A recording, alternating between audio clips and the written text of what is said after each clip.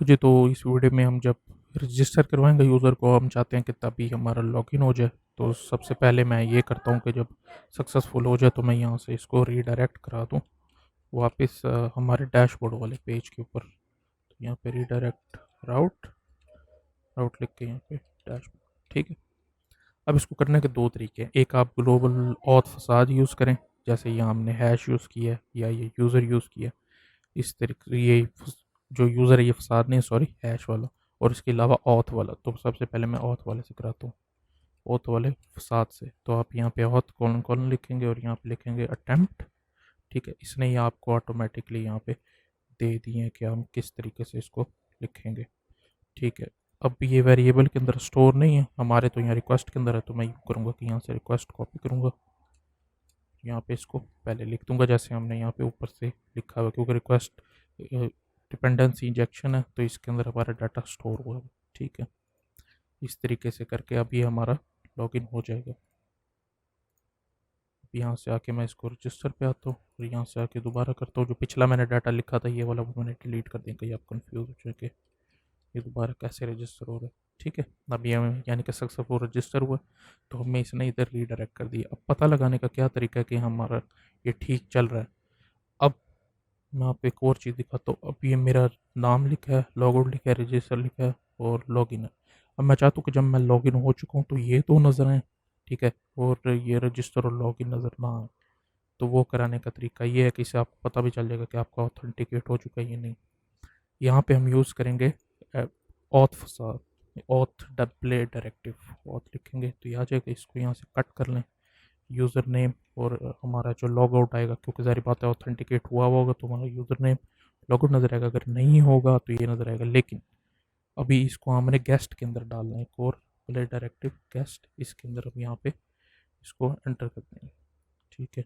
ये करने के बाद अगर आप चेक करें इसको, यहाँ के रिफ्रेश करें तो ये यहाँ पे देखें नाम आ रहा है और लॉग आउट, बाकी रजिस्टर और लॉगिन ख़त्म हो चुके हैं। अगर मैं यहाँ से इसको यहाँ एप्लीकेशन में आके F12 दबा के यहाँ कुकीज़ में ये दो अगर आप यहाँ से डिलीट कर दें, ठीक है, इसको रिफ़्रेश करें तो ये देखें ये अब हम लॉग आउट हो चुके हैं, ठीक है। रजिस्टर और लॉगिन दोबारा आ गया। मैं यहाँ आऊँगा और दोबारा आके यहाँ पे लॉगिन साइन अप कर लेता हूँ,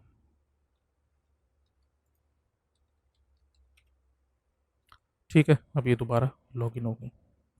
अब हमने करना ये कि मैं यहाँ पे अपना यूज़र नेम दिखाना चाहता हूँ। अहमद की जगह हर वक्त अहमद तो नहीं लिखा है यहाँ पे, जो भी यूज़र लॉगिन करेगा उसका यूज़र नेम आएगा। तो करली ब्रेसेस डालें।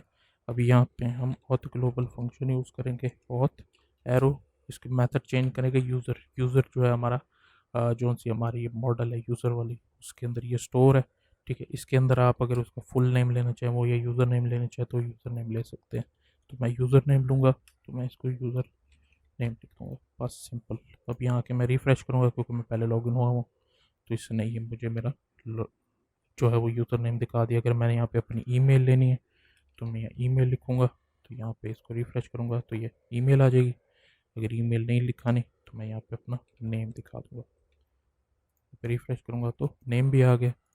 वैसे मैं यहाँ यूज़र नेम लिखना ज़्यादा पसंद करूँगा, तो मैं इसको रिफ़्रेश करूँगा तो यूज़र नेम, ठीक है। अब आ जाते हैं अपने दूसरे तरीके के ऊपर कि दूसरे दफ़ा आप किस तरह से इसको लॉगिन कराएंगे। इसको आप कमेंट कर देते हैं। यहाँ पे आके मैं ग्लोबल फंक्शन जो हमने ऑथ वाला लिखा है, ऑथ, इसके आगे आपने दोबारा लिखना है अटैम्प्ट, ठीक है। और इसके अंदर आपने लिखना है रिक्वेस्ट, ठीक है। यहाँ पे आके ओनली लिखें और उसमें पास कर दें ईमेल की और पासवर्ड,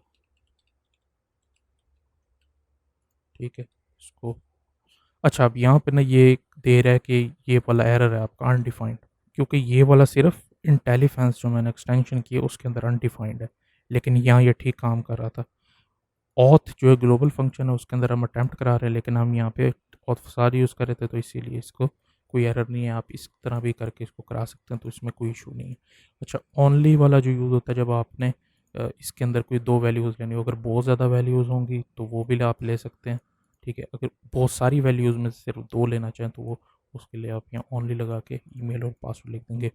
अच्छा, अब आप ये कंफ्यूज हो रहे होंगे कि यहाँ पे तो हम हैश करें पासवर्ड को, लेकिन यहाँ हैश नहीं करें ताकि चेक कर सकें कि उसको लॉगिन कर रहा है, जो पासवर्ड ठीक है या नहीं। तो इसका जवाब ये है कि इसको ये ऑटोमेटिकली हैश कर देगा, हैश करके इसको चेक करेगा डाटाबेस के अंदर और वहाँ से ये आपको रिज़ल्ट दे देगा।